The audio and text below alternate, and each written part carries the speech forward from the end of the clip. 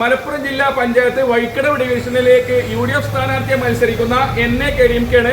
അപ്പോൾ എൻ.എ. കരീംക്ക വഴിക്കടവ് മരുതയിലെ വോട്ടർമാരോട്, പ്രിയമുള്ളവരെ, ഞാൻ ഈ ഡിവിഷനിൽ വഴിക്കടവ് ഡിവിഷനിൽ ജില്ലാ പഞ്ചായത്തിലേക്ക് മത്സരിക്കുക.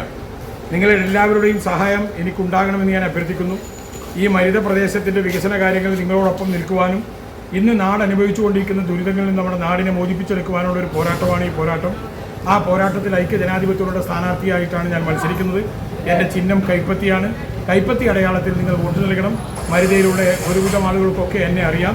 വളരെ വർഷങ്ങളായി ഈ പ്രദേശത്തെ ഐക്യ ജനാധിപത്യ മുന്നണിയുടെ പ്രചാരകനായി പ്രവർത്തകനായി എത്തിയിട്ടുള്ള ആളാണ് ഞാൻ.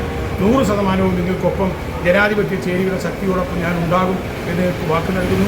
ഒരിക്കൽ കൂടി നിങ്ങളുടെ വോട്ടുകൾ കൈപ്പത്തിയിൽ നൽകണമെന്ന് അഭ്യർത്ഥിക്കുന്നു. നമസ്കാരം. ജയ് ഹിന്ദ്. 100 രൂപ കൊണ്ട് 1 ലിറ്റർ വെളിച്ചെണ്ണ പോലും വാങ്ങാൻ ഇന്ന് കഴിയാത്ത അവസ്ഥാവിശേഷമാണുള്ളത്. ഇനി 400 പെൻഷൻ കൊടുക്കാൻ എത്ര രൂപയാണ് നമ്മുടെ കയ്യിൽ നിന്ന് വാങ്ങുന്നത്? ഏതാണ്ട് 60-68ഓളം വാർഡുകളിൽ എത്തിപ്പെടേണ്ട സ്ഥാനാർത്ഥി എന്നുള്ള നിലയിൽ എല്ലാ വീടുകളിലും എത്താൻ ആഗ്രഹമുണ്ടെങ്കിലും